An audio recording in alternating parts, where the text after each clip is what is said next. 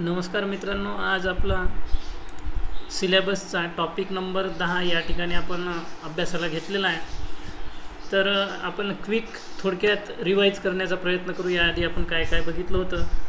सर्वात महत्त्वाचा घटक आपण बघितला होता तो म्हणजे मौर्य साम्राज्य।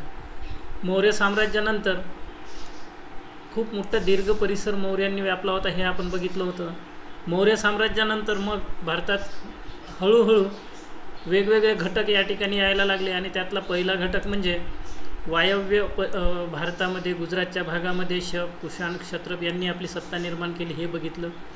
त्यानंतर आपण बघितलं होतं की महाराष्ट्र आणि आंध्राच्या भागामध्ये सातवाहनांनी सत्ता निर्माण केली होती।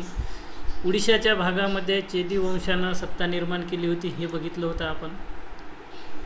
आता या दरम्यानच्या काळात हे सर्व घडत असतानाच अर्थशास्त्रामध्ये सुद्धा उल्लेख आहे की दक्षिण भारतामध्ये चोल, चेर, पांड्य, ज्यांना चेरांना केरलपुत्त अर्थशास्त्रात शब्द वापरलेला आहे, त्यामुळे चेर त्यावेळी अस्तित्वात होते हे असं आपल्याला म्हणता येते। तमिळ साहित्यामध्ये पांड्य घराण्याचा उल्लेख आहे। पांड्यांनी त्यांना संरक्षण दिले होते असं म्हटले जाते, त्यामुळे इसवी सन पूर्व 3ऱ्या शतकापासून पांड्य राज्यसुद्धा अस्तित्वात होतं असं म्हणता येते। हे सर्व अस्तित्वात होते, आपापल्या क्षेत्रात कार्य करत होते, त्यामुळे मौर्यानंतरचा काळ अंधकार युग नाही हे आपण शिकलो। मग दरम्यानच्या काळात ज्यावेळी सातवाहन होते महाराष्ट्र आंध्रामध्ये, त्यानंतरचा जो काळ होता त्याच काळाच्या दरम्यान कुठेतरी बंगालच्या परिसरामध्ये गुप्त घराणे अस्तित्वात असावे असं इतिहासकारांचं मत आहे। मग या गुप्त घराण्यांनी हळूहळू आपली सत्ता प्रयागकडे गंगेच्या खोऱ्यामध्ये विस्तार करण्याचा प्रयत्न केला। मग गंगेच्या खोऱ्याकडे या गुप्त घराण्यांनी आपला सत्ता विस्तार सुरू केल्यानंतर त्यातले काही महत्त्वाचे राजे महत्त्वाचे ठरतात। पण एक गोष्ट आपण कायम लक्षात ठेवूया, परीक्षेमध्ये राजकीय इतिहासावर आजपर्यंत प्रश्न आलेले नाही। तर थोडक्यात ही पार्श्वभूमी पाहिल्यावर आपण सरळ सिलेबसकडे जाऊया की गुप्त, वाकाटक, वर्धन हे 3 घटक आपल्याला टॉपिक नंबर 10 मध्ये दिलेले आहे, गुप्त, वाकाटक आणि वर्धन। पण तुम्ही ज्यावेळेस PYQ पाहता तर PYQ मध्ये यातल्या कोणत्या घटकावर भर दिलेला आहे हे तुमच्या पटकन लक्षात येईल। आता तर सिलेबस पहा। पहिलं आहे या काळातली राज्यव्यवस्था कशी होती, गुप्त, वाकाटक, वर्धनची। प्रशासन कसं होतं, आर्थिक स्थिती कशी होती, गुप्त काळातली नाणी व्यवस्था कशी होती, भूमी अनुदान पद्धत ज्यामुळे इतिहासात खूप मोठ्या घडामोडी घडल्या। त्यानंतर नागरी केंद्राचा ऱ्हास झाला होता का, खरोखरच झाला होता का, त्याबद्दल दृष्टिकोन कोणते आहे। सरंजामशाहीचा उदय कसा झाला, त्यातली जाती व्यवस्था कशी होती याबद्दल आहे। तत्कालीन महिलांची स्थिती याबद्दल सेपरेट मुद्दा दिलेला आहे आपल्याला। पुन्हा शैक्षणिक संस्था, शिक्षण संस्था, विद्यापीठ वगैरे कसे होते याबद्दल माहिती आहे। त्यानंतर विद्यापीठे दिलेली आहे, विक्रमशिला, वल्लभी आणि नालंदा। तर तक्षशिलेचा उल्लेख या ठिकाणी नाही आहे, कारण तक्षशिला संभवतः प्राचीन काळापासूनच असावी असं मानलं जात असते। त्यानंतर साहित्य आणि विज्ञान साहित्य यामधली प्रगती विचारलेली आहे, कला व वास्तुशास्त्र यामधली प्रगती विचारली आहे। म्हणजे काय काय आहे सिलेबसमध्ये, गुप्त, वाकाटक, वर्धन यांचं राज्यव्यवस्था, आर्थिक स्थिती, स्त्रियांची स्थिती, नाणी व्यवस्था, व्यापार, भूमी अनुदान, महिला, दक्षिण भारतातल्या पूर्ण भारतातल्या शिक्षण संस्था, नालंदा, विक्रमशिला, वल्लभी, साहित्य आणि विज्ञान, कला व वास्तुशास्त्र। दीर्घ सिलेबस आहे, पण PYQ कुठे कॉन्सन्ट्रेट झाले आहे पहा तुम्ही। 2022 मध्ये जो 2005 मध्ये आलेला होता रिपीट झाला प्रश्न। इतिहासात बरेच प्रश्न रिपीट होतात, पुन्हा एकदा सांगतो 70% रिपिटेटिव्ह आहे आणि 30% कुठेतरी नवीन आहे। UPSCचा पॅटर्न MPSCत तर रिलेटिव्हली सोपं येईल असं अंदाज लावता येतो आपल्याला, कारण 2010-11 नंतर 14-15 वर्षाच्या गॅपनं पहिल्यांदा आपण डिस्क्रिप्टिव्ह लिहिणार त्यामुळे। तर पहिला प्रश्न पाहूया आपण, गुप्तपूर्वकालीन आणि गुप्तकालीन महिलांच्या स्थितीचे वर्णन करा। सिलेबसमधला जसाच्या तसा पॉईंट विचारलेला, स्त्रियांची स्थिती काय होती ते इव्हॅल्युएट करायचं आहे आपल्याला।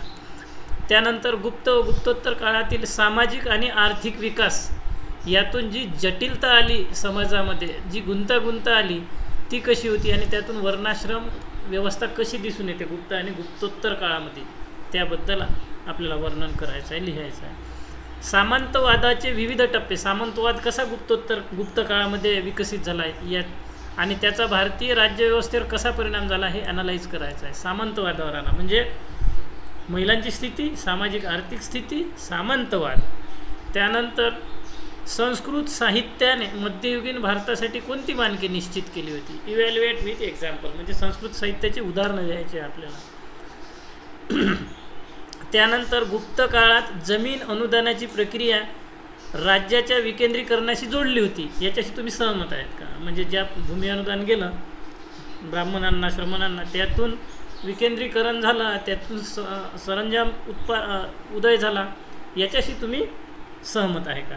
त्यानंतरचा प्रश्न आहे गुप्त आणि वाकाटक काळातील कला आणि वास्तुकलेचे प्रयोग. वाकाटकाचा फक्त एकाच प्रश्नाचा या ठिकाणी उल्लेख दिसतो, अदरवाईज सर्व प्रश्न गुप्तावरच कॉन्सन्ट्रेट झालेले आहे. वर्धन घराण्यावर तर क्वचितच दिसतात किंवा नाहीच आहे. आता मी इतके चेक केले प्रश्न. तर पुढचा आहे दुसरे शहरीकरण जे झाले होते, ज्याला पहिले शहरीकरण आपण हडप्पाला म्हणतो, तर दुसरे शहरीकरण आपण महाजनपद काळाला म्हणतो. तर दुसऱ्या शहरीकरणामुळे गुप्त काळात जे शिखरावर पोहोचलेले कॉर्पोरेट प्रक्रिया होती यांचा जन्म झाला होता. तर यावर आपल्याला डिस्कस करायचं आहे, वेगवेगळे दृष्टिकोन द्यायचे आणि आपलं शेवटी मत द्यायचं आहे. तर प्राचीन भारतातील जमीन महसूल व्यवस्थेच्या सिद्धांताचं मूल्यांकन करा. कोणत्या पद्धतीनं जमीन महसूल गोळा केला जात होता? जमीन अनुदान प्राप्तकर्त्याचे विशेष अधिकार कोणते होते? जे भूमी अनुदान दिलं गेलं होतं ब्राह्मणांना, त्यांना विशेष अधिकार कोणते मिळाले होते? सामाजिक राजकीय ऐक्य आणि विघटनासाठी हे भूमी अनुदान कशा प्रकारे जबाबदार ठरलं? म्हणजे सर्व प्रश्न इथेच कॉन्सन्ट्रेट झालेले आहे. भूमी अनुदान, त्याचे परिणाम, त्यातून निर्माण झालेली विकेंद्रीकृत व्यवस्था, त्यानंतर आलेले सरंजाम, त्यानंतर त्याच्यामुळे विकसित झालेली दुसरे शहरीकरण आणि कला, वास्तुकला आणि स्त्रियांची स्थिती, इथे प्रश्न कॉन्सन्ट्रेट झालेला आहे. आता जुने प्रश्न जर पाहिलं तर प्रांतीय प्रशासन, जिल्हा प्रशासन, पदाधिकारी, अधिकाऱ्यांचे पदनामे व कार्य, त्यांचं आपल्याला स्रोत लिहायचे आहे. पण प्रारंभिक भारतातील जी शैक्षणिक व्यवस्था होतं त्यांचं मूल्यांकन करायचं आहे आपल्याला. पुढचा प्रश्न आहे वेरूळ विविध सांस्कृतिक कला प्रवाहाचे केंद्र होते, हे आपल्याला विचारलं आहे, इव्हॅल्युएट करा म्हटलेलं आहे. त्यानंतर 2009ला आलेला आहे सामान्य लोक सोन्याची नाणी कशी वापरत होती? सामान्य माणसाची स्थिती काय होती? हा प्रश्न विचारलेला आहे. म्हणजे स्त्रियांची स्थिती, सामान्य माणसाची स्थिती, नाणी विचारलेली आहे. त्यानंतर शैक्षणिक संस्था विचारलेल्या आहे आपण जे पाहणार आहोत. त्यानंतर गुप्तांची प्रशासकीय, राजकीय, धार्मिक, सांस्कृतिक, आर्थिक स्थिती या हायन आणि ह्युएनसांग यांनी कशा पद्धतीनं वर्णन केलेलं आहे ते लिहायचं आहे आपल्याला. वेगवेगळ्या उदाहरणामध्ये ते पाहणार आहोत आपण. त्यानंतर मोखरी कोण होते असं विचारलेलं आहे. आणि समुद्रगुप्ताचा सत्ता विस्तार कुठपर्यंत झाला होता हे विचारलेलं आहे. जुने प्रश्न आहे ते. गुप्त व मौर्य कला यांची तुलनात्मक माहिती लिहायची आहे. त्यानंतर वैदिक धर्म आणि गुप्त धर्म यांची तुलनात्मक माहिती लिहायची आहे.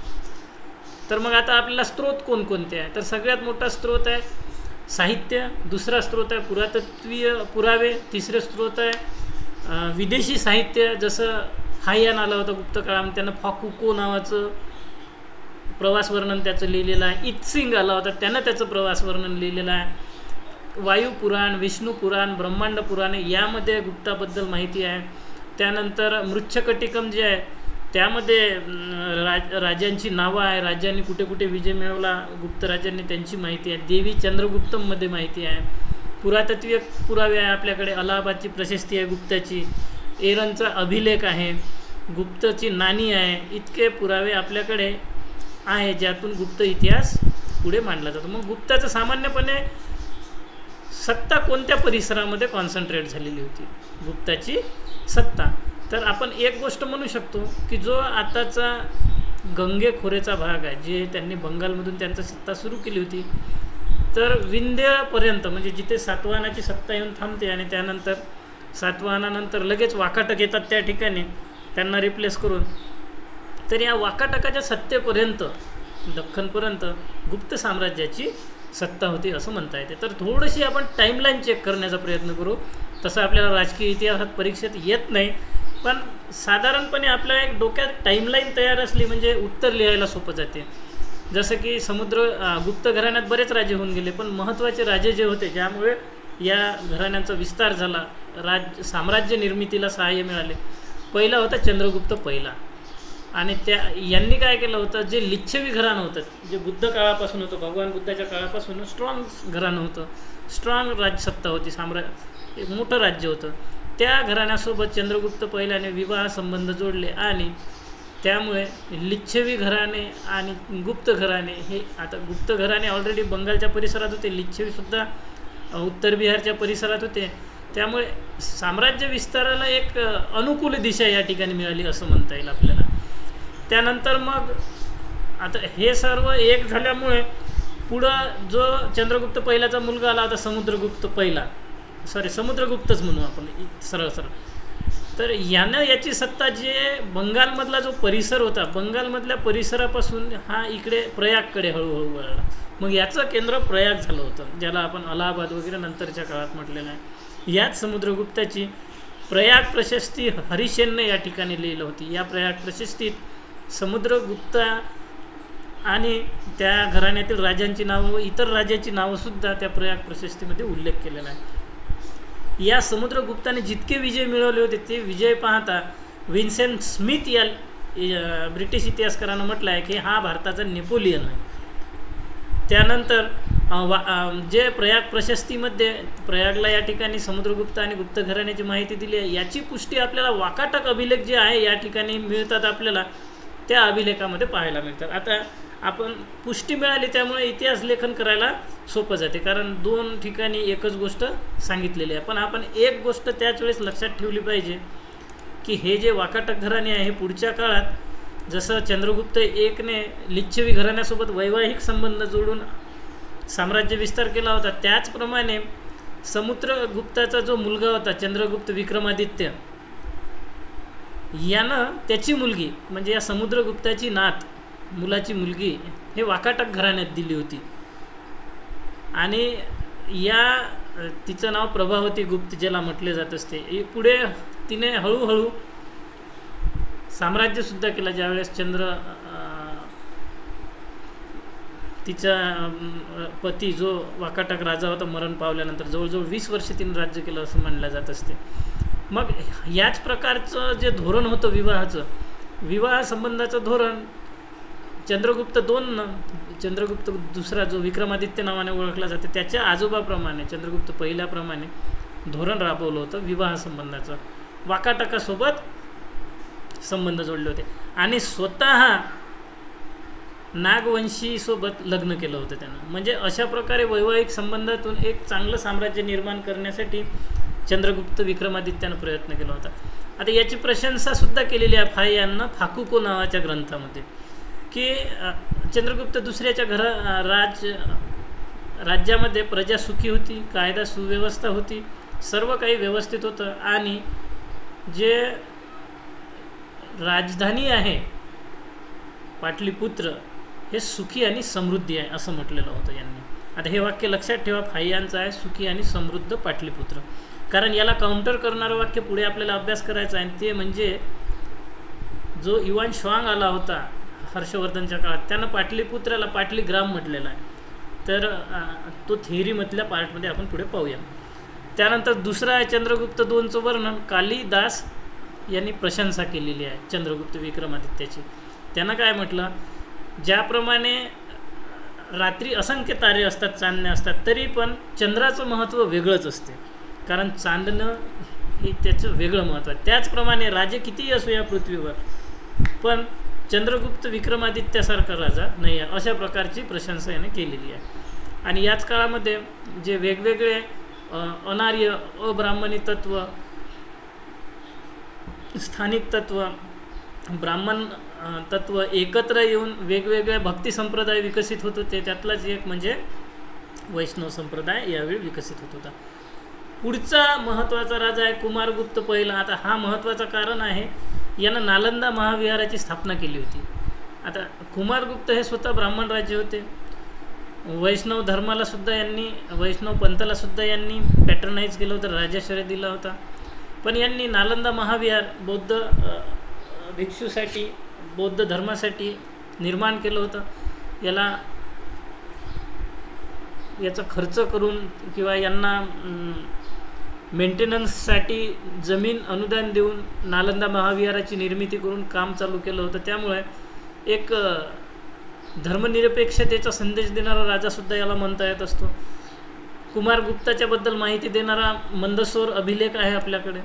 हे सर्व जिवंत पुरावे आजही अस्तित्वात आहे. त्यानंतर स्कंदगुप्ताबद्दल माहिती देणार आहे. स्कंदगुप्त महत्त्वाचा काय आहे, कारण हुनांचं आक्रमणाची तीव्रता जास्त झाली होती यावेळी. जे तोरमान हुन आहे, या तोरमान हुननं आक्रमण करून गुप्त साम्राज्य नष्ट करा आणि गंगा खोऱ्यापर्यंत तो आक्रमण करत येऊन परिसर जिंकला होता असं मानलं जात असते. पुढे तर मिहीर भोज हुनानं बराच मोठा परिसर ताब्यात घेतला होता. त्यामुळे भितरी स्तंभालेखामध्ये ह्या सगळा उल्लेख आहे. त्यामुळे स्कंदगुप्त राजासुद्धा महत्त्वाचा आहे. आता आपल्या महत्त्वाच्या टॉपिककडे वळूया आपण. राजकीय इतिहास तुमच्या लक्षात आला असेल. पुढचा आहे आता समुद्रगुप्ताचं साम्राज्य, आणि हा प्रश्न PY किंवा UPSCचा, त्यामुळे आपल्याला महत्त्वाचा ठरतो. तर समुद्रगुप्ताचं ज्याप्रमाणे मौर्याचं साम्राज्य होतं त्याचप्रमाणे गुप्तांनीसुद्धा एक साम्राज्य निर्माण करण्याचा प्रयत्न केला होता. यांनीसुद्धा छोटे छोटे राज्य आपल्या राज्यात विलीन करून मोठं साम्राज्यवादी महत्त्वाकांक्षा त्यांनी बाळगली होती, आणि त्यामुळेच व्हिन्सेंट स्मिथ यांना नेपोलियन असं म्हणतो, चंद्रगुप्त विक्रमादित्याला. आता याची पुष्टी आपल्याला हरिसेननं प्रयाग प्रशस्तीमध्ये केलेली आहे. हीच माहिती सेम वाकाटकाच्या अभिलेखामध्ये दिलेली आहे. पण हरिसेननं दिलेली माहिती आपण 100% सत्य नाही मानू शकत. यासाठी नाही मानू शकत कारण हरिसेन हा समुद्रगुप्ताच्या जे दरबार होता, नवरत्न दरबार ज्याला म्हणू आपण, अशा प्रकारचा तो दरबारी माणूस होता. तो त्या ठिकाणी अमात्य होता, दंडनायक होता. तर जर तो त्या राजाचा मंत्री म्हणून काम करत असेल, अमात्य म्हणून काम करत असेल, कुमार अमात्य म्हणून काम करत असेल, तर त्याच्या लेखनात राजाप्रती जास्त भावना असेल, म्हणजे राजाला चुकीचं ठरवण्याची त्याची भावना नसेल, मूल्यांकन योग्य पद्धतीनं होणार नाही, आणि त्यामुळे त्याच्या लेखनात तटस्थता आपण कशी मानावे हा एक प्रश्न इतिहासकारांमध्ये आहे. जसं की हरिसेननं सांगितलं आहे की समुद्रगुप्तानं करद नावाचं राज्य जे श्रीलंका आहे त्याच्यावर नियंत्रण मिळवण्याचा, त्या राजावर धाक बसवण्याचा प्रयत्न केला. तर हे आपल्याला अतिशयोक्ती वाटते. हे वर्णनसुद्धा प्रयाग प्रशस्तीमध्ये केलेलं आहे. मग समुद्रगुप्ताचं जे राज्य होतं, साम्राज्य कुठून कुठपर्यंत होतं. आत्ताच आपण बघितलं आहे गंगा यमुना खोऱ्याचं दोआब जो होतं त्या ठिकाणचे 8 राजे त्यानं संपवले, राज्य नष्ट करून स्वतःच्या साम्राज्यात विलीन केलं. त्यानंतर जे नागवंशी होतं, आता नागवंशी घराण्याशी त्याचेच वैवाहिक संबंध होते, त्यामुळे ते घराणंसुद्धा स्वतःच्या राज्यात त्यानं विलीन केलं होतं. दख्खनमधले जे 12 राज्य होते त्या 12 राज्यांना जिंकला, पण त्यावेळी आता दळणवळणाची साधनं नव्हती. आपण ही थेअरीसुद्धा शिकलो आहे याआधी की जे अमेरिकेचे 1980 आणि 1995च्या दरम्यान 2 इतिहासकार आले होते. त्यांनी म्हणलं होतं RS शर्मा आणि रोमिला थापर यांच्या थेअरीला की केंद्रीकरण झाले होते. तर त्यांनी काउंटर केलं की RS शर्मा रोमिला थापर जे म्हणतात केंद्रीकरण झाले होते, त्यावेळी पण दळणवळणच नव्हतं, तर केंद्रीकरण शक्य होतं का. त्यामुळे समुद्रगुप्ताने सुद्धा युद्ध करून जिंकले राज्य, पण प्रत्यक्ष नियंत्रण ठेवता नाही आलं. त्यामुळे त्यांनी गिफ्ट घेतले त्या राजाकडून वेगवेगळे मोठमोठे आणि राज्य परत केले. आणि हळूहळू हे जे सामंत होते ज्यांच्याकडून राज्य घेतलं होतं, ज्यांना राज्य परत केलं होतं, तर सामंतवादाला खतपाणी इथून मिळत गेलं. त्यानंतर जे जिंकलेले राज्य आहे त्या राज्याबद्दल, सर्व राज्याबद्दल एकच धोरण नव्हतं. समुद्रगुप्तानं जे जवळची राज्य आहे, जसं त्याचं राज्य आपण आत्ताच शिकलो की समुद्रगुप्ताचं गुप्त घराण्याचं राज्य सुरुवातीला बंगालमधून ते नंतर या प्रयाग परिसरात गेले होते. तर गंगा खोऱ्यातले जे राज्य होते या राज्यांना त्याने प्रत्यक्ष नियंत्रणात ठेवले.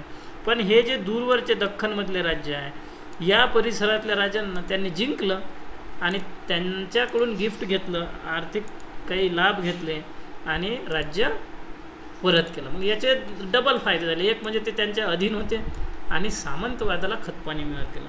मग याच कारणाने गुप्त राजांनी राजाचा राजा म्हणजे महाराजाधिराज अशा प्रकारच्या पदव्या घेतलेल्या. आता तुमच्या लक्षात आलं असेल की गुप्त राजांनी अशा प्रकारच्या पदव्या का घेतलेल्या, कारण सामंतवादाचा उदय या ठिकाणी दिसतो आपल्याला.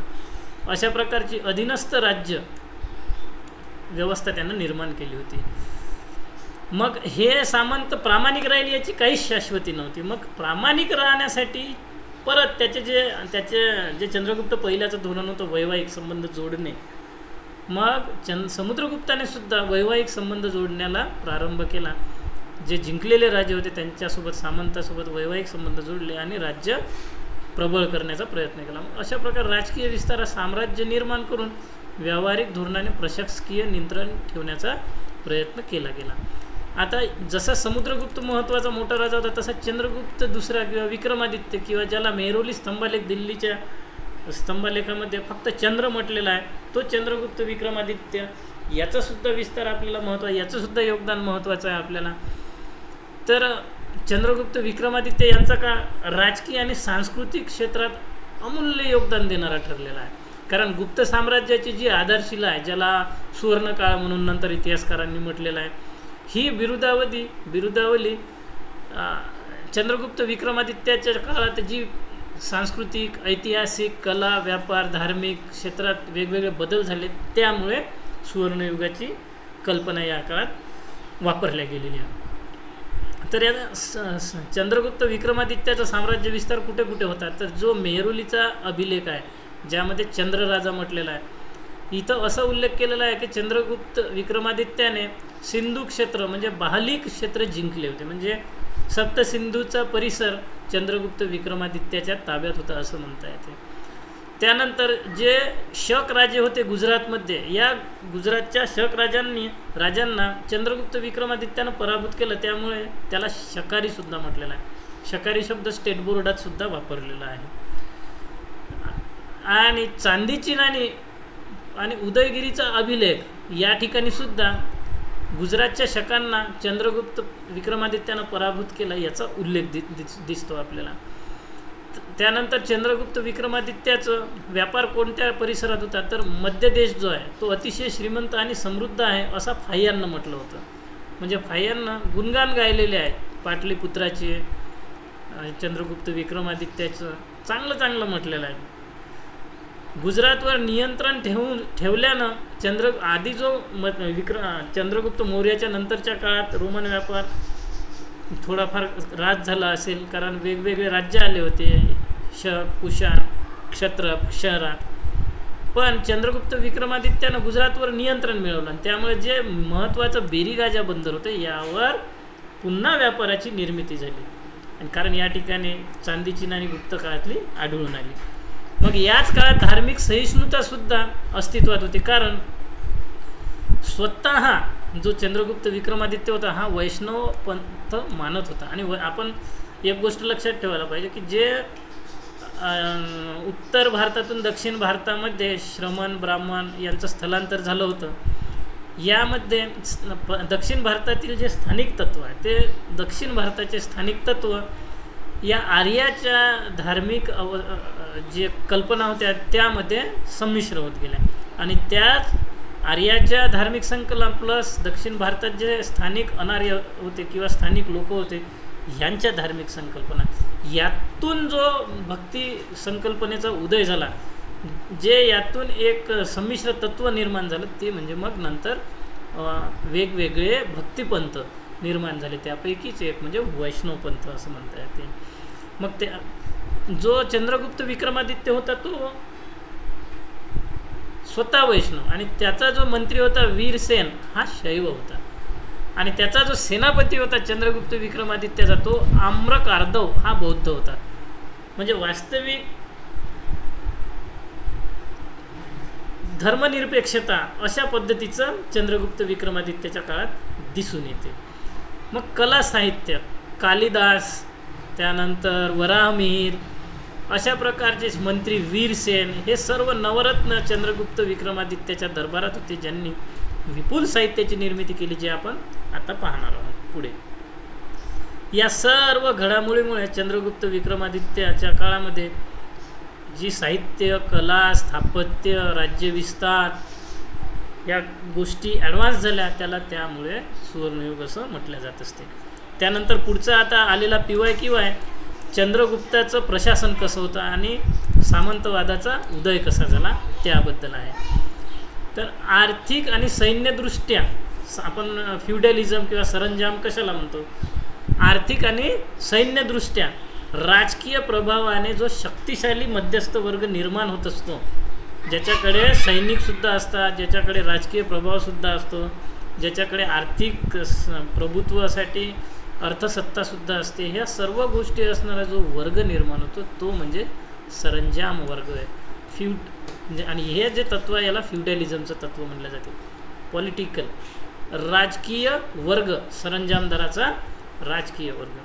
मग गुप्त काळामध्ये जे प्रशासन होतं ते संक्रमणाची अवस्था दर्शवते आपल्याला. आता हे कशावरून आपण म्हणू शकतो की गुप्त काळातली प्रशासन अवस्था संक्रमण दर्शवते? तर या काळात राजाने काय केलं होतं? आत्ताच आपण म्हटलं की वेगवेगळ्या उपाधी धारण केल्या होत्या, जसं की परमभट्टारक, महाराजाधिराज. मग ह्या उपाध्या धारण केल्या याचा अर्थ काय की जे महाराज आहे त्या महाराजाचाही अधिराज म्हणजे गुप्त सम्राट. आणि मग यामुळे काय झालं, जो मध्यस्थ वर्ग होता हा शक्तिशाली होत गेला. मग यांचा प्रारंभ कुठून झाला होता? तर जसं आपण शिकलो होतो की मनुस्मृतीमध्ये म्हटलेलं आहे की ब्राह्मणांनी भूमी अनुदान जे स्वीकारायचे ते दूरस्थ एरियामध्ये, दुर्गम एरियामध्ये घ्यायचं. त्या ठिकाणी आत्तापर्यंत व्यक्ती गेलेले नाही आहे आणि त्या ठिकाणी शेतीचा विकास करायचं. मग त्यामध्ये दासांना कामी लावलं, भूमी मजुरांना कामी लावलं, त्यातून शेती विकसित गेली. मग ओव्हर द इयर कसं झालं, हे भूमी अनुदान आहे याच्यावर वंशानुगत अधिकार मान्य केला होता. मग ह्यातूनच संपत्तीचं एकत्रीकरण होत गेलं. कारण आपण शिकलो आहे संगम साहित्यामध्ये की दक्षिण भारतात कर व्यवस्था नव्हती. मग यांच्याकडे जे हळूहळू संपत्ती जमा होत गेली, यातूनच या लोकांकडे संपत्तीतून सैनिक संघटित होत गेले, यातून राजसत्ता मजबूत होत गेली. मग हे जे भूमी अनुदान मिळाले होते यातून राज्य आपल्या जबाबदाऱ्या मर्यादित करत होता. कारण भूमी अनुदान दिलं एखाद्या व्यक्तीला की तो त्या ठिकाणचे सैन्य, प्रशासन, राज्य व्यवस्था, सुरक्षा सर्व तो संबंधित व्यक्ती पाहत होता. आणि हाच जो भूमी अनुदान प्राप्त करणारा व्यक्ती आहे, हळूहळू याचंच रूपांतर पुढे सरंजाम वर्गात झालं होतं. आणि परिणामी जसं मौर्य काळामध्ये राजा मजबूत होता आणि तो अधिकारी नेमत होता, तर गुप्त काळामध्ये भूमी अनुदान दिल्या गेल्यामुळं स्थानिक तत्व शक्तिशाली होत गेलं, केंद्रीय तत्व शक्तिशाली तितकं नव्हतं.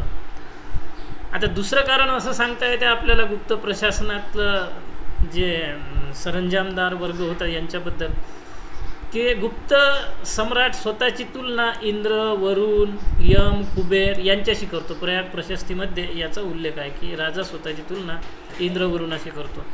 त्यामुळे या राजाला देवत्व प्राप्त झालं, श्रेष्ठ प्राप्त झालं.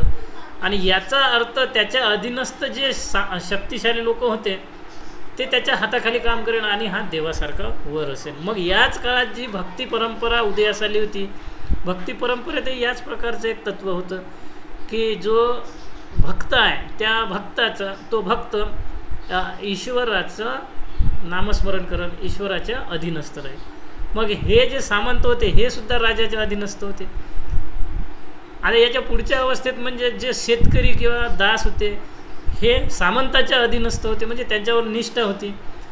म्हणजे तत्व एकच आहे या दोन्हीमध्ये, सरंजाम शेतकरी, राजा सरंजाम. आणि त्यानंतर भक्ती परंपरेमध्ये ईश्वर भक्त, म्हणजे हे खालच्या व्यक्तीनं वरिष्ठावर निष्ठा या ठिकाणी ठेवायची आहे. अशा प्रकारे सामंतशाही, सामंतवाद इथून विकसित होत गेला. त्यानंतर जे कुमार अमात्य जे म्हटलेलं आहे हे पद नंतर हळूहळू वंश परंपरेचे बनले.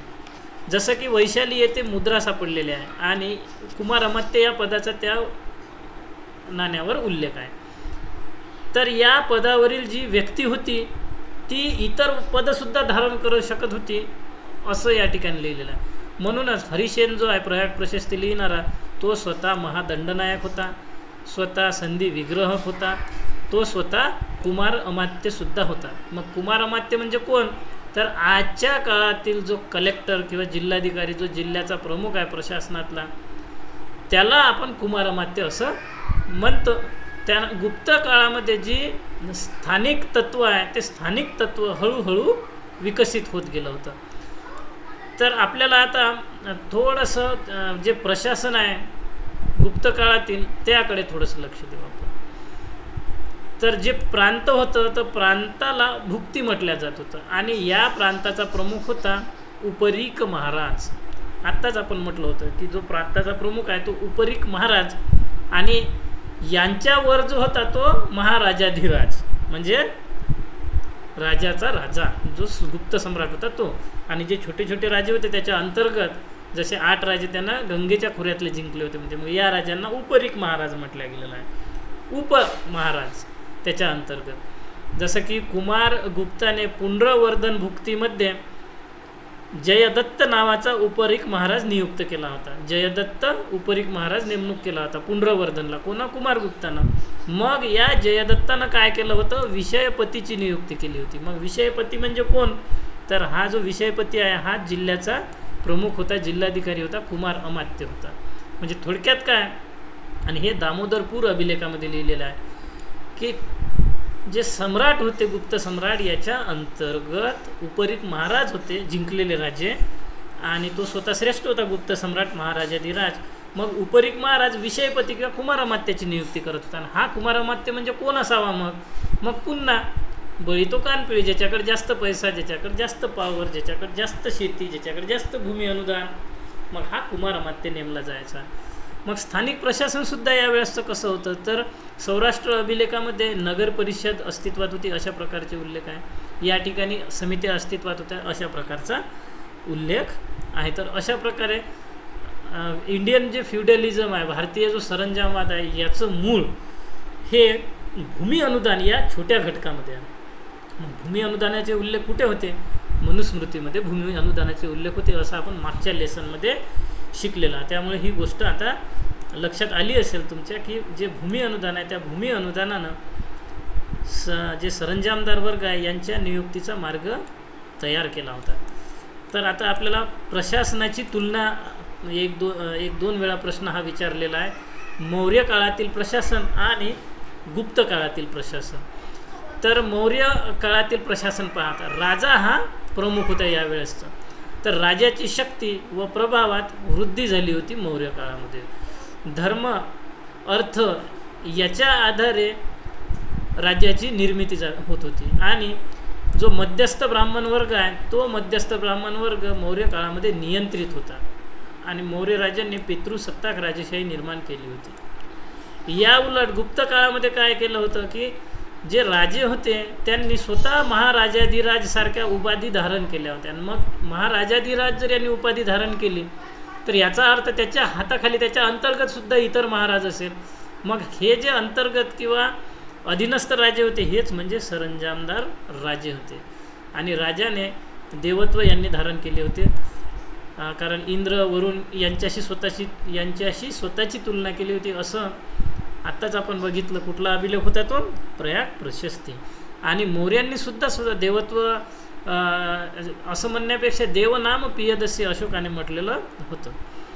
पुढचं आहे केंद्रीय प्रशासन. मौर्य काळामध्ये स्ट्रॉंग होतं. त्यांनी 18 तीर्थ मंत्री नेमले होते, 27 अध्यक्ष नेमले होते. त्याद्वारे केंद्र आणि प्रांतातील अधिकाऱ्यांची नियुक्ती करून एक साखळी निर्माण केली होती प्रशासनाची. आणि समाज कल्याणाचे तत्त्व या अधिकाऱ्यांना पाळावे लागत होते. आता गुप्त प्रशासनामध्ये काय केलं होतं यांनी? केंद्रीय प्रशासनामध्ये अधिकाऱ्याची संख्या खूपच कमी होती कारण यांनी स्वतःला महाराजाधिराज केलं होतं. मग विकेंद्रित सत्ता यांनी स्वीकारली होती. जे राजे आहे त्या राजाकडेच काम देऊन टाकलं होतं आणि हे पद वंश परंपरेने दिली गेली होती. त्याच्यामुळे एका व्यक्तीकडे एकापेक्षा जास्त, आत्ताच आपण बघितलं हरिशनकडे महादंडनायक होतं, हरिशनकडे कुमार अमात्य होतं. अशा प्रकारची एक व्यक्ती एकापेक्षा जास्त पदं घेत होती. त्यामुळे त्या राजाची जबाबदारी संपून गेली आणि जी जबाबदारी आहे ही जे अधीनस्थ राजे होते किंवा कुमार अमात्य होते यांच्यावर येऊन पडली. म्हणजे केंद्रीय नियंत्रण पाहिजे त्या प्रकारचं नव्हतं. मग प्रांत परिषद कशा प्रकारची होती? तर मौर्यांची प्रांत परिषद ही दिव्यावदानमध्ये वर्णन केल्यानुसार प्रांत परिषद ही स्ट्रॉंग होती. त्यांचा प्रमुख हा कुमार होता जो राजाच्या घराण्याशी संबंधित व्यक्ती होता. कदाचित युवराज असेल, मुलगा असेल. कुणाल, दशरथ हे सगळे कुमार पदावर होते. इतरही असतील. पण जी प्रांताची परिषद होती, जशी आता राज्याची मुख्यमंत्री आणि त्याची परिषद असते, तशी प्रांताची परिषद ही या कुमाराला न विचारता थेट राजाला या ठिकाणची जी प्रांत परिषद असेल ही इथं न जाता थेट राजाला संपर्क करू शकत होती मौर्य काळातली प्रांत परिषद. पण दामोदर अभिलेखामध्ये जे लिहिलेलं आहे गुप्त काळातील प्रशासनाबद्दल, तर उपरीक हा महाराजाकडे, उपरीक नावाचा जो महाराज आहे याच्याकडे भरपूर शक्ती केंद्रित झाली होती. कारण राजाने स्वतःला महाराजाधिराज म्हणून घेतलं, देवाशी तुलना केली, सगळं काम उपरीकडे देऊन टाकलं, म्हणजे अधीनस्थ राजाकडे. म्हणजे केंद्रीकरणाच्या ऐवजी विकेंद्रीकरण झालेलं आहे. त्यानंतर जिल्हा प्रशासन, मौर्य काळामध्ये जिल्हा प्रशासनासाठी स्पेशल 3 अधिकारी नेमले होते असं शिलालेख 3मध्ये लिहिलेला आहे. युक्त, राजूक, प्रादेशिक, आणि यांची नियुक्ती थेट केंद्राकडून होत होती, नियंत्रणसुद्धा केंद्राचं होतं. याउलट गुप्त राजामध्ये काय होत होतं की जे विषयपती आहे, कुमारमात्य, यांची नियुक्ती उपरीक महाराज करत होतं असं दामोदर अभिलेख म्हणते. म्हणजेच जिल्हा प्रशासन जे आहे ते केंद्रीय होतं मौर्य काळात आणि प्रांतीय होतं गुप्त काळामध्ये. त्यानंतर जे नगर प्रशासन आहे मौर्य काळामध्ये, पाटलीपुत्रामध्ये नगर प्रशासन पाहण्यासाठी 6 समित्या होत्या असं म्हटलेलं आहे. त्यात 30 सदस्य होते असं म्हटलेलं आहे. यांची नियुक्तीसुद्धा केंद्राकडूनच केली जाते, म्हणजे केंद्रीकरण स्ट्रॉंग होतं. पण जे गुप्त काळ आहे या काळात नगर परिषद, जिल्हा परिषद सारख्या संस्था अस्तित्वात आल्या होत्या आणि यामध्ये संबंधित नगरातील जे नागरिक होते यांची नियुक्ती होत असे असं सौराष्ट्र अभिलेखामध्ये सुद्धा लिहिलेलं आहे. प्रशासनाचं तत्त्व काय होतं तर मौर्य काळात केंद्रीकरणाकडे झुकलेलं प्रशासन होतं. तर गुप्त काळामध्ये स्थानिक तत्त्वाचा शिरकाव झाल्यामुळे विकेंद्रीकरणाकडे जास्तीत जास्त झुकलेलं प्रशासन दिसतं. मग आर्थिक आधार काय होता तर मौर्यांचा आर्थिक आधार अतिशय स्ट्रॉंग होता. कारण त्यांनी गोप नावाचा अधिकारी नेमला होता जो जनगणना करत होता आणि करदाते किती आहे याची संख्या ठरवत होता वेळोवेळी. पण गुप्त काळामध्ये अशा प्रकारच्या जनगणना करणाऱ्या अधिकाऱ्याची नोंद दिसत नाही. राज्याचा आर्थिक आधार हा कमजोर दिसत होता. कारण राजा स्वतः राजाचा वरचा महाराजाधिराज झाला आणि त्याच्या अधीनस्थ उपरीक महाराज झाले होते. उपरीक महाराज हे स्वतःच सर्व काम पाहायचे, आर्थिक, सामाजिक. फक्त आणि फायांनासुद्धा या ठिकाणी नोंद केलेली आहे की राजाचे आर्थिक आधार कमजोर झाला होता. फक्त राजाची जमीन कसणारेच लोक राजाला कर देत होते, इतर लोक देत नव्हते. मग स्थानिक पातळीवर एक महत्तर नावाचं गुप्त काळामध्ये पद आलं होतं आणि या स्थानिक जो अधिकारी होता महत्तर याच्याशिवाय भूमीचं हस्तांतरण शक्य नव्हतं. तर अशा प्रकारे केंद्रीकृत मौर्यांची प्रशासन व्यवस्था, विकेंद्रीकृत गुप्तांची प्रशासन व्यवस्था आपण पाहिलेली आहे. तर तुम्हाला नक्की PYQचं ॲनालिसिस आवडत असेल तर लाईक आणि कमेंट करायला विसरू नका. तर थोडं फास्ट घेऊ आपण. तर पुढचं आहे अर्थव्यवस्था. तर भूमी अनुदानामुळे गुप्तकालीन अर्थव्यवस्था आपल्याला संक्रमणकालीन दिसते. मग गुप्त शासक त्यांच्या सामंतांनी संपूर्ण गाव दान दिले होते असं स्कंदगुप्त अभिलेखामध्ये सुद्धा लिहिलेलं आहे. म्हणजे पूर्णच्या पूर्ण गावच गुप्त शासकांना दान दिलं होतं असे सुद्धा, आणि यांनाच मग अग्रहार असं म्हटलं जात होतं. मग परिणामी काय झालं होतं की जो ब्राह्मण वर्ग होता तो भूमिधारक वर्ग झाला आणि हा वर्ग राजा आणि सामान्य जनता यांच्यामध्ये मध्यस्थ म्हणून उदयास येऊ लागला. पुढे जुनागड अभिलेखामध्ये रुद्रदामनच्या एक अर्धदास नावाच्या शब्दाचा उल्लेख होतो ज्याचा अर्थ बेगार किंवा वेडबिगारी असा सुद्धा होतो. तर जे शेतकरी आहे ते शेतकरी वेडबिगारी होत होते आणि हे वेडबिगार कुठे काम करत होते तर जे भूमिधारक ब्राह्मणांना भूमी अनुदान मिळालं होतं यांच्या शेतीमध्ये काम करत होतं. सिंचनाची सोय केलेली होती आणि 12 प्रकारची शेतीसुद्धा या काळात केली जात होती असं अमरकोशामध्ये लिहिलेलं आहे. मग सिंचनाच्या सोयीचं अरघट्ट नावाचं एक यंत्र होतं, त्यातून पाणी बाहेर काढून शेतीकडे वळवल्या जात होतं. बृहत संहितेमध्ये कलम करणे, वार्षिक 3 पिके घेणे यांची माहिती दिलेली आहे. अरघट्ट होतं हे बाणभट्टानं लिहिलेलं आहे. बृहत संहितेमध्ये कलम मानणे, वार्षिक पिके घेणे यांची माहिती दिलेली आहे.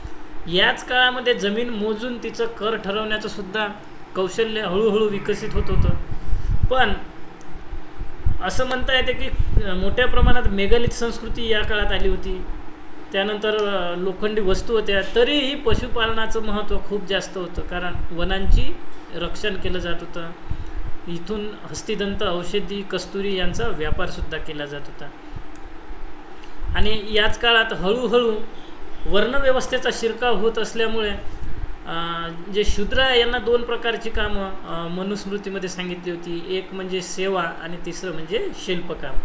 कामसूत्रामध्ये सुद्धा धातुकलेचे 64 प्रकार सांगितलेला आहे. मेहरुलीचा जो लोहस्तंभ आहे, दागिने बनवणे, नाणी बनवणे, हे सगळे धातुकामाचे महत्त्वाचे व्यवसाय होते असं कामसूत्रानं सुद्धा बनवलेलं आहे, वर्णन केलेलं आहे. विणकामाची महत्त्वाची केंद्रे कुठे कुठे होते? बनारस, मथुरा, कामरूप या ठिकाणी होती. शिल्पकाराची श्रेणी व व्यापाराचे निगम. रेशम विणकराच्या श्रेणीने सूर्यमंदिर बांधकामाची व्यवस्था केली होती असं मनसूर अभिलेखामध्ये दिलं. म्हणजे ज्या श्रेणी आहे ह्या सुद्धा त्यावेळी विकसित होत्या असं म्हटलं आहे. तेल्याची एक श्रेणी होती, त्यांनी सूर्यमंदिराच्या दिव्याची व्यवस्थेचा खर्च उचलला होता असं इंदोर ताम्रपत्रामध्ये सुद्धा उल्लेख आहे. व्यापार आणि वाणिज्य गुप्त पूर्व काळात समृद्ध विदेशी व्यापार होता असं म्हणता येतं. कारण अरिकमेडू, मुजिरीस, कावेरीपट्टणम यांचे त्यावेळी व्यापारही होता, पण नंतरच्या काळात हळूहळू पतन होत गेलेलं दिसते. चंद्रगुप्त मौर्यानं गुजरात जिंकल्यानंतर त्या ठिकाणी बेरीगाचं जे भरूच नावाचं आत्ताच बंदर आहे ते ॲक्टिवेट केल्यानं पुन्हा चीन, इराण, श्रीलंकेसोबत व्यापार सुरू झाल्या होत्या. नाणी आणि नागरीकरण व्यापार हळूहळू वाढत होता. आंतरिक आणि बाह्यसुद्धा वापर वाढत होता असं कामसूत्रानं सुद्धा सांगितलेलं आहे. म्हणजे यावरून आपण असं म्हणू शकतो गुप्तकालीन अर्थव्यवस्था एकीकडे सुवर्णयुग सांगते तर दुसरीकडे नगरपतनाचे संकेतसुद्धा दिसून येते. त्यानंतर पुढचा मुद्दा आहे द्वितीय नगरीकरणाचे खरंच पतन झाले होते का? याबाबत 2 दृष्टिकोन आहे. पहिला दृष्टिकोन आहे तो म्हणजे जे राष्ट्रवादी इतिहासकार आहेत त्यांचा, आणि दुसरा दृष्टिकोन आहे मार्क्सवादी इतिहासकारांचा. तर पहिल्यांदा अर्थातच राष्ट्रवादी इतिहासकार आले, कारण राष्ट्रवादी हे जे वसाहतवादी इतिहासकार आहेत त्यांना प्रत्युत्तर म्हणून आले होते. तर राष्ट्रवादी इतिहासकारांचं काय म्हणणं होतं की जे तुम्ही द्वितीय नगरीकरण पतन झालं असं म्हणता, तर ते पतन झालं नव्हतं. मग व्ही.डी. चट्टोपाध्याय, हरमन कुलके यांनी जुनी मुद्रा सापडली, नाणी नामशेष झाली, तरी पण त्या जागेवर दुसरी नाणी अस्तित्वात आली. त्यामुळे नगर नष्ट झाले नव्हते, तर त्यांचा नाशसुद्धा झाला नव्हता, तर कमी झाले असेल असं आपण म्हणू शकतो. त्यामुळे नामशेष झाली असं म्हणता येत नाही असं राष्ट्रवादी विचारधारेचे चट्टोपाध्याय, कुलके हे म्हणतात. पण नंतर जे 1950-60च्या काळामध्ये आर एस शर्मासारखे मार्क्सिस्ट विचारवादी आले. यांनी काय म्हणलेलं आहे की नागरीकरण किंवा शहरीकरणाच्या पतनाचे 2 टप्पे आपल्याला दिसून येते. पहिला टप्पा म्हणजे 3ऱ्या आणि 4थ्या शतकामध्ये. यावेळी काय झालं होतं, उत्तर भारतात काही नगरांचा ऱ्हास सुरू झाला होता, परंतु रोमन आणि बायझेंटाईन साम्राज्याशी व्यापार सुरू झाल्यामुळे आणि चंद्रगुप्ताने जे गुजरात जिंकलं त्यावेळी बेरीगाच्या इथून पुन्हा व्यापार सुरू केल्यानं ही प्रक्रिया थोडीशी कुठेतरी थांबल्यासारखी वाटते. पण 7व्या शतकादरम्यान जेव्हा बायझेंटाईन साम्राज्याने चीनकडून रेशीम बनवण्याची कला शिकून घेतली, त्यावेळी मात्र रेशीमच्या व्यापारामध्ये भारत हा मध्यस्थाची भूमिका करायचा, व्यापारी म्हणून काम करायचा. तिथून 7व्या शतकानंतर भारताचा व्यापार कमी झाला असं आर एस शर्मानं म्हटलेलं आहे. मग शहरीकरणाच्या पतनावर परिणाम करणारे इतर घटक कोणते होते ज्यांनी आर एस शर्माच्या पतनाच्या सिद्धांताला सहमती दर्शवली होती? तर पहिला आपण आता शिकलो की इसवी सन 5व्या शतकाच्या दरम्यान वायव्येकडून हुनांचं आक्रमण सुरू झालं होतं.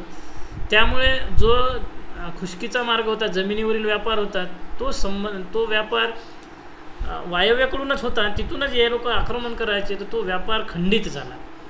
आणि त्यामुळे मग व्यापारी मार्गाचे परिवर्तन झाले, तर व्यापारी व्यवस्थित त्यांचा माल घेऊन पोहोचू शकत नव्हते.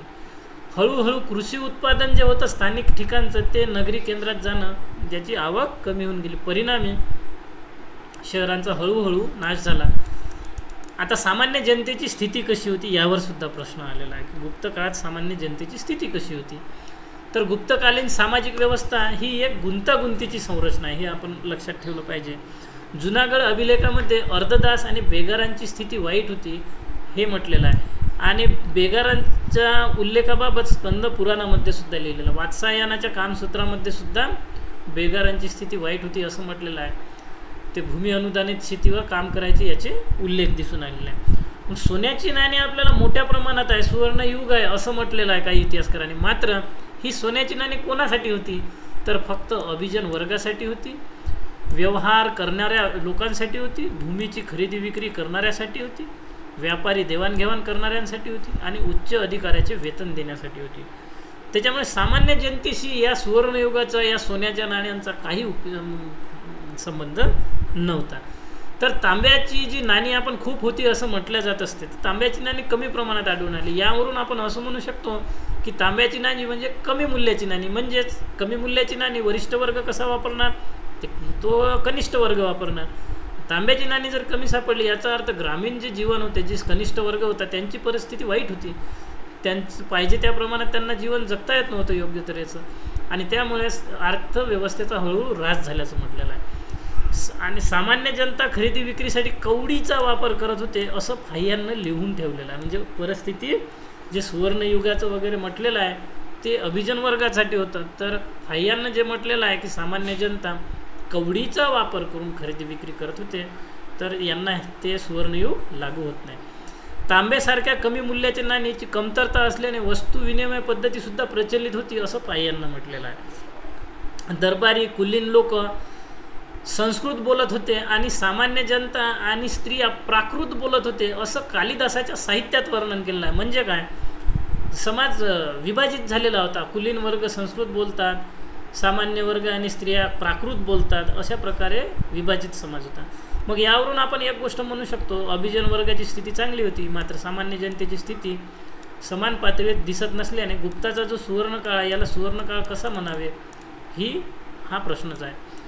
मग स्त्रियांची स्थिती कशी होती गुप्ताच्या काळात हा प्रश्नसुद्धा येऊन गेलेला आहे. याबाबत सुद्धा वेगवेगळे दृष्टिकोन आहे. वसाहतवादी दृष्टिकोनाचे जेम्स मिल काय म्हणतात की भारतात स्त्रियांची स्थिती कधीच चांगली नव्हती. नेहमी स्त्रिया या वडिलांच्या अधीनस्थ होत्या, वडील नसल्यास मोठ्या भावाच्या अधीनस्थ होत्या, त्या लग्नानंतर पतीच्या अधीनस्थ होत्या. म्हणजे स्त्रिया या दुय्यम दर्जाची वागणूक भारतामध्ये मिळत आलेली आहे. पण दुसरा दृष्टिकोन, राष्ट्रवादी दृष्टिकोन जो आळतेकर यांनी मांडला, ते काय म्हणतात, प्राचीन काळातील महिलांची स्थिती ही आदर्श होती. वैदिक युगात महिला शिक्षण घेत होत्या, चर्चा सहभागी होत होत्या, साहित्य निर्मिती करत होत्या. त्यांनी उदाहरणसुद्धा दिलं की अपाला, घोषा, लोपा यांनी महिलांचं नेतृत्व केलेलं होतं साहित्यामध्ये, चर्चेमध्ये. त्यामुळे जे वसाहतवादी इतिहासकार म्हणतात की स्त्रियांची स्थिती कधीच चांगली नव्हती, जेम्स मिल जे म्हटलेलं आहे हे चुकीचं आहे. त्यानंतर तुलनात्मकदृष्ट्या स्त्रियांची स्थिती व्यवस्थित होती. पण कोणाची व्यवस्थित होती तर उच्च वर्गातील स्त्रियांची व्यवस्थित होती, कारण त्यांना शिक्षण घेता येत होतं, आणि पण ही मर्यादित स्वरूपात होती. मालती माधवची जी लेखिका आहे, मालती माधवची नायिका ही स्वतः चित्रकलेत निपुण होती असे त्याच्यामध्ये वर्णन केलेलं आहे. अमरकोशमध्ये जी स्त्रिया दाखवलेल्या आहे अध्यापन करताना दाखवलेल्या आहे. अभिज्ञान शाकुंतलम जे कालिदासाचं आहे त्याच्यामधली अनुसूया नावाची स्त्री ही इतिहास तज्ज्ञच दाखवलेली आहे. प्रभावती गुप्त जी होती, वाकाटकाची राणी रुद्रसेन दुसऱ्याची जी गुप्ताची मुलगी होती, गुप्त घराण्याची, ती सुद्धा तिनं शासन चालवलं. पण हे मोजके उदाहरण आहे. तर मोठ्या प्रमाणात काय होतं तर कात्यायन आणि याज्ञवल्क स्मृतीत स्त्रियांना संपत्तीचा अधिकार दिला. पण जो अधिकार यांनी दिला कात्यायन आणि याज्ञवल्क स्मृतीनं, अनेक स्मृतिकारांनी या लेखनाला विरोध केला आणि त्यानंतर मग बालविवाह सुरू झाला. उत्तर भारतात तर देवदासीची प्रथा होती असं कालिदासांच्या ग्रंथामध्ये त्यांनी मांडलं की उज्जैनच्या मंदिरात अनेक देवदासी ठेवल्या जात होत्या. म्हणजे आपला समाज पहा कोणत्या परिस्थितीत असेल त्यावेळी, भयंकर, स्त्रियांसाठी तर भयंकर. महिलांना संपत्तीचा अधिकार दिला हे एक मिथक होय असं उमा चक्रवर्ती या इतिहासकारांनी म्हटलेलं आहे. म्हणजे ते खोटं होतं, फक्त बोलायसाठी होतं ते. अभिज्ञान शाकुंतलममध्ये अवगुंठन शब्द वापरलेला आहे. अवगुंठन म्हणजे काय तर महिलांनी चेहरा झाकून ठेवणे. म्हणजे गुप्त काळामध्ये पडदा प्रथेचा उदय होत होता असं आपल्याला म्हणता येते. एरन स्तंभालेख जो इसवी 510 आहे त्यामध्ये तर जो सेनापती गोपराज होता त्याच्या मृत्यूनंतर त्याची पत्नी सती गेली होती असं वर्णन केलेलं आहे. थोडक्यात काय तर स्त्रियांची स्थिती आधीच्या पेक्षा गुंतागुंतीची झालेली होती असं स्पष्टपणे कोणत्याही एका मार्गाचं म्हणता येत नाही. या पद्धतीची होती असं म्हणता येत नाही. यावेळेचा समाज कसा होता, ते समाज रचनासुद्धा गुंतागुंतीची झाली होती, कारण हा सामाजिक संक्रमणाचा काळ होता. ब्राह्मण संस्कृती, स्थानिक संस्कृती यांचे तत्व संमिश्र होण्याचा काळ होता. ब्राह्मणाचे पुनरुत्थान गुप्त काळामध्ये होत होतं. आणि ब्राह्मणांनी स्वतःचं समाजात वर्चस्वसुद्धा निर्माण केलेलं होतं या काळात. शिल्पकार, कामगार इत्यादी कामावरून जातीची हळूहळू निर्मिती होत होती असं स्मृतीमध्ये सुद्धा लिहिलेलं आहे. याच काळामध्ये हळूहळू कायस्थ नावाचा लिपिक वर्ग जो आहे त्याची निर्मिती होत होती. महत्तर नावाचा गावाचा मुखिया आहे याची निर्मिती होत होती. ब्राह्मण क्षत्रियांना वैश्य व्यापारसुद्धा करावा गरज पडल्यास असं स्मृतीमध्ये लिहिलेलं आहे. त्याच्यामुळे काही ब्राह्मण हे व्यापारी झाले असं म्हटलेलं आहे. जसं की मृच्छकटिकम या ग्रंथामध्ये लिहिलेलं आहे की चारुदत्त नावाचा जो ब्राह्मण होता त्याच्या 3 पिढ्या सार्थवाह होत्या आणि सार्थवाह म्हणजे व्यापार करणारी टोळी. आणि या साहित्याला पुष्टीकरणाला स्कंदगुप्ताचा अभिलेखसुद्धा आहे. त्याने सुद्धा म्हटलेलं आहे की ब्राह्मणसुद्धा सार्थवाह म्हणून काम करायचे. ब्राह्मणांनी क्षत्रियाप्रमाणे राजवंशाची सुद्धा स्थापना केली. जसं की महाराष्ट्रातलं वाकाटक घराणं आहे, कदंब घराणं आहे, हे राजवंश ब्राह्मणाशी संबंधित होते. तर शूद्रांनी सेवा करावी, शिल्पकाराचे काम करावे असं मनुस्मृतीमध्ये मनूने लिहून ठेवलेलं आहे. तर फायांनी सुद्धा अतिशय वाईट परिस्थिती लिहून ठेवलेली आहे. म्हणजे त्या एकीकडे तो पाटलीपुत्राला फार छान छान म्हणतो, खूप चांगल्या चांगल्या गोष्टी सांगतो, असं आहे तसं आहे, लोक समृद्ध आहे, आनंदाने जगतात. पण अस्पृश्याचं वर्णन भयंकर केलेलं आहे. जे चांडाल म्हणतात त्यांचं वर्णन भयंकर केलं आहे. अस्पृश्य गावाबाहेर राहत होते असं म्हटलेलं आहे. मांस विक्री करत होते असं म्हटलेलं आहे. मात्र ज्यावेळी या अस्पृश्यांना गावात यावे लागत असे त्यावेळी त्यांनी काडीने आवाज करत, काडीने काहीतरी वाजवत गावात यावे लागत असे, जेणेकरून इतर लोकांना अस्पृश्य आपल्याकडे येत आहे असं समजून ते लोक त्याच्यापासून दूर जातील. यांचा स्पर्शसुद्धा वर्ज्य होता असं फायांना लिहून ठेवलेलं आहे. वाईट वाटते असा इतिहास वाचला. आता या काळातला धर्म कसा होता, तर धर्माच्या बाबतीत सुद्धा राष्ट्रवादी इतिहासकारांचं मत वेगळं आहे, मार्क्सवादी इतिहासकारांचं मत वेगळं आहे.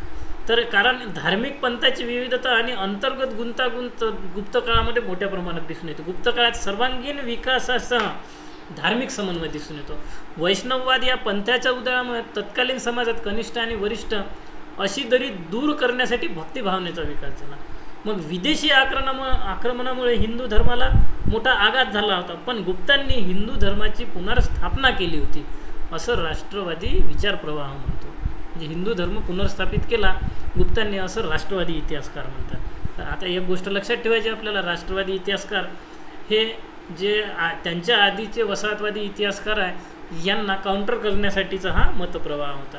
पण 1950-60च्या दरम्यान जे मार्क्सवादी आले त्यांनी असं म्हटलं की हिंदू धर्म पुनर्स्थापित करण्याचं, त्यानंतर सर्वांगीण विकास करण्यासाठी गुप्तांचं राज्य होतं याचं आपण पुनर्मूल्यांकन केलं पाहिजे असं मार्क्सवाद्यांनी म्हटलं आहे. मार्क्सवादी त्यावेळेचे फेमस आर.एस. शर्मा रोमिला थापर होते. मग त्यांनी म्हटलं की हा हिंदूंचा काळ होता हे आपल्याला 100% म्हणता येणार नाही, कारण हिंदूसोबत जैन आणि बौद्धसुद्धा होते. स्थानिक तत्त्वसुद्धा यात विकसित झाले होते. वैष्णव धर्म हा सांस्कृतिक सामंजस्याचा परिपाक होता असं म्हटलेलं आहे त्यांनी. सामंतवादाचे स्वरूप भक्ती संरचनेतच दिसून येते, त्यामुळे भक्त ईश्वरास पूर्णपणे समर्पित असतो. त्याचप्रमाणे शेतकऱ्यांनी सामंताला स्वामी मानून समर्पित असावं आणि सामंतांनी राजास स्वामी मानून समर्पित असावं. मग यावेळेसचं स्वरूप कसं होतं धर्माचं, तर स्थानिक व जमातीचं तत्त्व ब्राह्मण परंपरेत स्वीकारलं गेलं आणि अवतारवादातून जे स्थानिक देवता आहेत त्यांनासुद्धा ईश्वर स्थान देण्यात आलं. जसं की आपण म्हटलं की कृष्ण, त्यानंतर वासुदेव कृष्ण हे जे गोष्ट सांगितलं जाते त्या अवतारवादाशी आणि स्थानिक तत्वाशी संबंधित.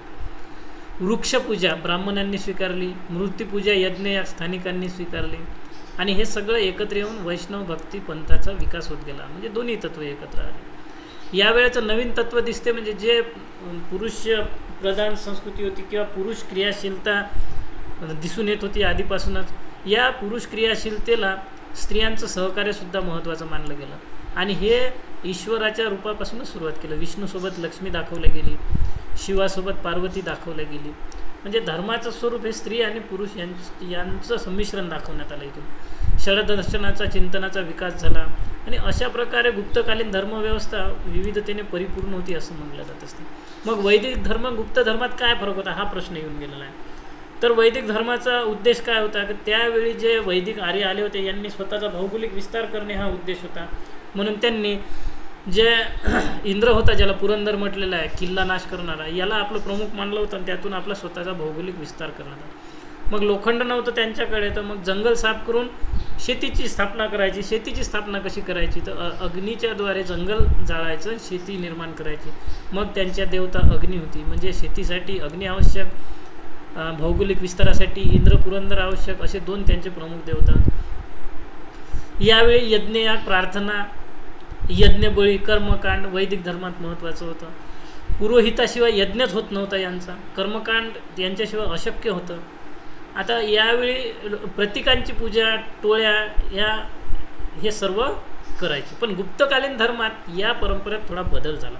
यावेळी धार्मिक विविधता आली, गुंतागुंत आली, कारण वैष्णव भक्तिपंथ आला आणि एकीकरण घडवून आणणे, सामाजिक श्रेष्ठत्व ब्राह्मणांचे टिकवून ठेवणे, हे यावेळी उद्दिष्ट ठरले गेले. आधी भौगोलिक विस्तार करणे हा त्यांचा उद्देश होता, यावेळेस समाजात श्रेष्ठत्व टिकवून ठेवणे हे त्यांचं उद्देश होतं. मग उपासनेचं स्वरूप आधी जसं प्रार्थना आणि यज्ञामध्ये कर्मकांड करून बळी देणे हे होतं, आता भक्ती परंपरा आली, अवतारवाद आली, मूर्तीपूजा आली, वृक्षपूजा आली. म्हणजे जे बळी देण्याची, कर्मकांड करण्याची, यज्ञ वगैरे यांचं स्थान आता मूर्तीपूजेने घेतलं, अवतारवादाने घेतलं होतं. छांदोग्य उपनिषदामध्ये वासुदेव कृष्णाची कथा उल्लेख केलेला आहे. मग पुरोहिताचं महत्त्व या आधी जास्त होतं वैदिक वेदोत्तर काळात, पण या ठिकाणी हळूहळू कमी होत होतं, कारण यावेळी त्यांना भूमी अनुदान मिळालं. आता त्यांना यज्ञ वगैरे करून पशुबळी आणि दक्षिणेची गरज पडली नाही. वैदिक काळामध्ये वेदोत्तर जे तत्व होते, आर्याशिवाय इतर तत्व ते दिसत नव्हते. या काळात बौद्ध, जैन, ब्राह्मण, स्त्री इत्यादी विविध तत्व विकसित झालेले दिसतात. त्यानंतर गुप्त साहित्य कोणकोणते महत्त्वाचे या काळात उदयास आले, तर विचारलेले सर्वच प्रश्न आहे आता याच्यात. पहा, अभिजात साहित्य आणि दरबारी भाषा. विशाखा दत्ताचं मुद्रा राक्षस, देवी चंद्रगुप्त, कालिदासाचे 3 नाटके होते, ज्याच्यामध्ये मालविका अग्निमित्रमध्ये शुंगराजा, अग्निमित्र आणि मालविका यांची प्रेमकथा सांगितलेली आहे. विक्रमौर्य शिवममध्ये राजा विक्रम आणि उर्वशीची कथा आहे. अभिज्ञान शाकुंतलममध्ये शकुंतला आणि दुष्यंताची प्रेमकथा आहे. शूद्रकांचं जे मृच्छकटिकम आहे याच्यामध्ये ब्राह्मण चारुदत्त हा सार्थवाह झाला होता ही गोष्ट आहे. त्यानंतर स्कंदगुप्ताच्या अभिलेखामध्ये सुद्धा हा उल्लेख आहे. विज्ञान साहित्य महत्त्वाचे, याच्यावर 2-3दा प्रश्न आलेला आहे. आर्यभट्टीय लिहिलं आणि त्याच्यात पृथ्वीचा परीघ काढलेला आहे. आजच्या इतका कॅल्क्युलेट ॲक्युरेट जवळजवळ येत होतो. सूर्यग्रहण, चंद्रग्रहणाची माहिती दिलेली आहे. आर्यभट्टाने त्रिकोणाचं सुद्धा प्रथम क्षेत्रफळ काढलं होतं असं मानलं जाते. त्रिकोणमिती, ज्याला ट्रिग्नॉमेट्री म्हणतो आपण, sin cos, tan cos, sec cosec, याचा विकास करण्याचं आर्यभट्टाला क्रेडिट जाते. वराहमिहिरनं बृहत संहिता लिहिली होती, ज्यामध्ये खगोल, चंद्र पृथ्वीभोवती फिरतो असे उल्लेख त्यानं केलेले आहे. बृहत जातक, लघु जातक हे सुद्धा वराहमिहिरनं लिहिलं त्यानंतरच्या काळात. त्यानंतर ब्रह्मसिद्धांत त्यानं लिहिला, खंडका लिहिलं. आणि न्यूटनच्या पूर्वी ब्रह्मगुप्ताने गुरुत्वाकर्षणावर अभ्यास केला असं म्हटलं जात असते. जे मायनसचे आपण नंबर्स लिहितो, ऋण अंक लिहितो, याचं क्रेडिटसुद्धा ब्रह्मगुप्ताला जात असते. भागवतने अष्टांग हृदय, अष्टांग संग्रह असं लिहिलेलं आहे. आणि या सगळ्या विकासामुळे सुवर्णकाळ होता गुप्ताचा असं म्हटलं जात असते. मूर्तिकलासुद्धा या वेळेसची विशेष होती, कारण स्थानिक तत्त्व त्यामध्ये आले होते. ब्राह्मणाचा कर्मकांड, अंधविश्वास प्लस स्थानिक तत्त्व हे एकत्र यावेळी दिसून येतात. जसं की मथुरेमध्ये भगवान बुद्धाच्या मूर्तीमागे आभामंडळ दागिने दाखवले आहे. सारनाथच्या मूर्तीमध्ये कांस्यामध्ये बनवलेल्या आहे. आणि या आधीच्या ज्या आपण पाहिल्या होत्या त्या कुशाण आणि अमरावतीच्या होत्या, पण आता नंतरच्या काळामध्ये मथुरा आणि सारनाथच्या. चित्रकलासुद्धा या काळातली विशेष होती. जसं 9 आणि 10 नंबरची जी अजंठाची लेणी होती ती सातवाहनकालीन होती, पण जी 16, 17 आणि 19 आहे ही मात्र गुप्त काळातली आहे. तर आपल्याला लक्षात ठेवायचे 16 नंबरच्या लेणीमधलं चित्र, विरहात असणारी जी राजकुमारी आहे ती मरणासन्न अवस्थेत आहे असं 16 नंबरच्या लेणीमध्ये चित्र केलेलं आहे. 17 नंबरची जी लेणी आहे त्यामधलं चित्र आहे, आई आपलं मूल जे आहे राहुल, या राहुलला बुद्धास समर्पित करत आहे असं चित्रण 17 नंबरमध्ये केलेलं आहे. थोडक्यात अजंठाची चित्रकला ही धार्मिक चित्र आहे, बौद्ध चित्रकलाच आहे जातक कथेवर आधारित. पण जी बाग गुफा आहे ग्वाल्हेरजवळ, या ठिकाणी सुद्धा 9 लेण्या आहे. यामध्ये 2ऱ्या, 4थ्या, 5व्या गुफेत चित्र काढलेली आहे आणि ही लौकिक चित्र या गटामध्ये मोडतात. या काळातलं स्थापत्यसुद्धा प्रसिद्ध होतं. दगडाचा विटाचा वापर होता. हीच कला जी होती दगडाचे विटाचे मंदिर बांधण्याची पुढे नागर शैली म्हणून विकसित झाली होती. नागर शैलीत गर्भगृह उंच बांधल्या जात असते. जे गर्भगृह आहे ते उंच बांधल्या जात असते आणि त्या ठिकाणी खालच्या बाजूनं पायऱ्या दाखवल्या जात असते. यानंतर गर्भगृहाच्या वर एकतर छत बांधल्या जायचे किंवा छत नाही तर मग त्यांच्यावर शिखर काढल्या जायचे. म्हणजे दोन्ही पण याला आपण नागरशैली असं म्हणतो. मग भुमऱ्याचं शिव मंदिर आहे, नचनाकुटारचं पार्वती मंदिर आहे, देवगड दशावतार आहे, काही सपाट आणि काही शिखराची मंदिर आहे. मग गुप्ताचं पतन कसं झालं तर सगळ्यात मोठं कारण आत्ताच आपण शिकलो आहे ते म्हणजे हुनाचं आक्रमण. तोरमान हुन यानं मोठ्या प्रमाणात आक्रमण करून 5व्या शतकाच्या दरम्यान सरकारी जे संसाधने होते त्याचं नुकसान झालं होतं. दुसरं म्हणजे राजगादीवर बसण्यासाठी गृहयुद्ध झाली होती आणि यातून सुद्धा आपसी मतभेदानं जे स्त्रोत होते त्यांचं नुकसान झालं होतं. जसं बुद्धगुप्ताचे उत्तराधिकारी गृहयुद्धात भडकले होते. कमजोर व्यक्तिमत्व शांततेच्या धोरणाने सैन्यदृष्ट्या दुर्बल होत गेले. जे राजे होते त्यांचं व्यक्तिमत्व दुर्बल होतं. ते सैन्याला सुद्धा त्यांनी दुर्बल करून ठेवलं. मग जे अधीनस्थ सामंत होत्या मगाशी आपण बघितलं हे अधीनस्थ सामंत अतिशय शक्तिशाली बनले. जसं की बिहार या परिसरामध्ये मौखरी नावाच्या सामंतानं सत्ता स्थापन केली. इतकी मोठी याची सत्ता होती मौखरीची की बिहार UP इथपर्यंत त्याचा प्रसार झाला होता आणि कनौजला त्यानं स्वतःची राजधानीसुद्धा निर्माण केली होती. आणि मौखरी हा गुप्ताचा अधीनस्थ सामंत होता. थोडक्यात काय सामंतसुद्धा मोठा राजा बनू शकतो ह्यावेळी सिद्ध झालं होतं. त्यामुळे आणि दुसरं म्हणजे माळव्याचा जो सामंत होता यशोधर्मन यानं तर मिहिरकुल हुन याला पराभूत केलं होतं आणि केंद्रीय सत्तेविरुद्ध आपण बंड करू शकतो अशी भावना. मग यशोधर्मन आणि मौखरी या दोन राजामुळे मौखरी आणि यशोधर्मन यामुळे केंद्रीय सत्तेला एक मोठं चॅलेंज एक आव्हान निर्माण झालं आणि हे स्वतः सामंत हळूहळू मजबूत बनले. रेशीम विणकराच्या ज्या श्रेणी आहेत त्या गुजरातमधून माळव्याला पळून गेल्या होत्या असं म्हटलं जातं. मग याचं कारण काय होतं तर आर्थिक सत्ता हळूहळू कमजोर होत होती. यावरून असं म्हणू शकतो की गुप्त साम्राज्यास एक घटक नाही तर अनेक घटक कारणीभूत आहे. आता पुढचा आहे महत्त्वाचा मुद्दा ज्यावर बऱ्याच वेळा प्रश्न आलेला आहे. तक्षशिला आपण त्यावेळी बघितलं की ब्राह्मण आणि महायान बुद्धाचं सेंटर होतं तर विक्रमशिला ही बौद्ध वज्रयान बौद्धाचं ठिकाण होतं. विक्रमशिलेचं स्थान भागलपूर या ठिकाणी धर्मपाल राजानं 8व्या शतकात विक्रमशिलेची स्थापना केलेली आहे. मग या ठिकाणचे महत्त्वाचे राजे होते दीपंकर श्रीज्ञान, दीपंकर अभ्यंकर गुप्त आणि 12व्या शतकात या ठिकाणी 3000 विद्यार्थी शिकत होते असं म्हटलं जात असते. मग याचे इतर वैशिष्ट्य काय आहे तर या 108 शिक्षक 6 महाविद्यालय आणि द्वार इतके या ठिकाणी कार्यरत होते. आणि या ठिकाणची एंट्रन्स एक्झाम होती. एंट्रन्स एक्झाम कोणती होती या ठिकाणचा जो द्वारपाल आहे तो येणाऱ्या विद्यार्थ्याला प्रश्न विचारत होती. त्या प्रश्नाची उत्तरं जर त्या विद्यार्थ्याला आली तरच त्याला त्या महाविद्यालयात ॲडमिशन मिळत होती. पण या विक्रमशिलेचा 12व्या शतकात बख्तियार खिलजीनं नाश करून टाकला. त्यानंतर पुढचं विद्यापीठ आहे नालंदा बौद्ध विद्यापीठ होतं. बिहार राज्यात स्थापना केली कुमारगुप्तानं 427च्या दरम्यान. याला ह्युएनसांगनं भेटसुद्धा दिली होती. फायांनासुद्धा भेट दिली होती. ईतसिंगनं सुद्धा भेट दिलेली होती. तर फाय आणि ह्युएनसांग हे इथले विद्यार्थी राहिले प्लस शिक्षकसुद्धा राहिलेले होते. तत्कालीन राजांनी यांना मोठ्या प्रमाणात समर्थनसुद्धा दिलेलं होतं. तत्त्वज्ञान व्याकरण औषध हे शिकत होते. बख्तियार खिलजीने नालंदाचं सुद्धा जाळून टाकले. काही बौद्ध भिक्षूची हत्या केली. काही बौद्ध भिक्षू पळून गेले नेपाळ आणि तिबेटला. वल्लभी हे गुजरातमधलं हिनयान बौद्धाचं केंद्र होतं. राजा भट्टारकनं स्थापन केलेलं होतं इसवी सन 470च्या दरम्यान 5व्या शतकातल्या साधारणपणे नालंदा आणि वल्लभी आणि 8व्या शतकातलं विक्रमशिला आणि तक्षशिला आपल्याला अज्ञात आहे. ईतसिंग 7व्या शतकात नालंदाला स्पर्धा करणारा वल्लभी विद्यापीठ होतं असं म्हटलेलं आहे. मैत्रक राजांनी वल्लभीची निर्मिती भट्टारक राजा वल्लभीचा निर्माता होता आणि इतर मैत्रक राजे यांनी सुद्धा मोठ्या प्रमाणात दान दिलेलं होतं.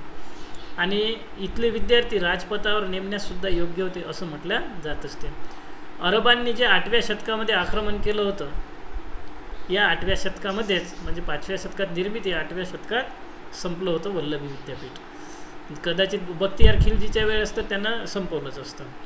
मग आपण त्याच दिवशी प्रश्न बघितला होता की जर समजा तक्षशिला हे जुने असूनही तिला महत्त्व का मिळालं नाही, तर ते ब्राह्मण केंद्र होतं आणि बौद्ध हा वैश्विक धर्म होता. तर तुम्हाला ही माहिती नक्की आवडत असेल मित्रांनो. जर ॲनालिसिस योग्य वाटलं तर नक्की सबस्क्राईब करा आणि तुमच्या मित्राला सुद्धा शेअर करा. धन्यवाद. लाईक आणि कमेंट करा.